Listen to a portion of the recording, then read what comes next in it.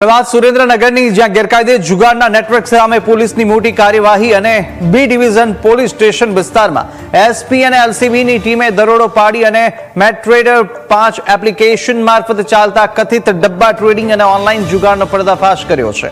પોલીસે સ્થળ પરથી 86,600 રૂપિયાની રોકડ, 2 મોબાઈલ, 1 લેપટોપ, હિસાબના ચોપડા અને ચબરખીઓ જપ્ત કરી છે। આ કાર્યવાહીની અંદર હર્ષદ ઉર્ફે રિંકુ શાહ સહિત 5 આરોપીઓની ધરપકડ કરવામાં આવી, જ્યારે હિસાબના ચોપડાની તપાસ કરતા વધુ 44 લોકોના નામ સામે આવ્યા છે અને પોલીસે હવે આ તમામની ભૂમિકા અંગે તપાસ શરૂ કરી। મેટા ટ્રેડર 5 એપથી આ તરફ નેટવર્ક કેવી રીતે ચાલતું હતું અને તેમાં અન્ય કોણ સામેલ હતા તે અંગે પણ પોલીસની તપાસ ચાલી રહી છે। કેસમાં વધુ ધરપકડોની પણ શક્યતાઓ અત્યારે સેવાઈ રહી છે।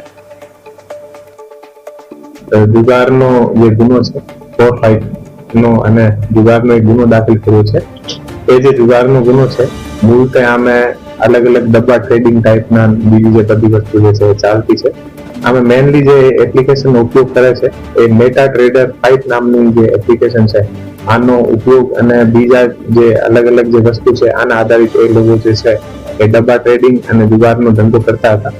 તો જે ગુનો દાખલ થયો છે આમે જે રોકડ રકમ છે એ લગભગ 86,600 રૂપિયા છે।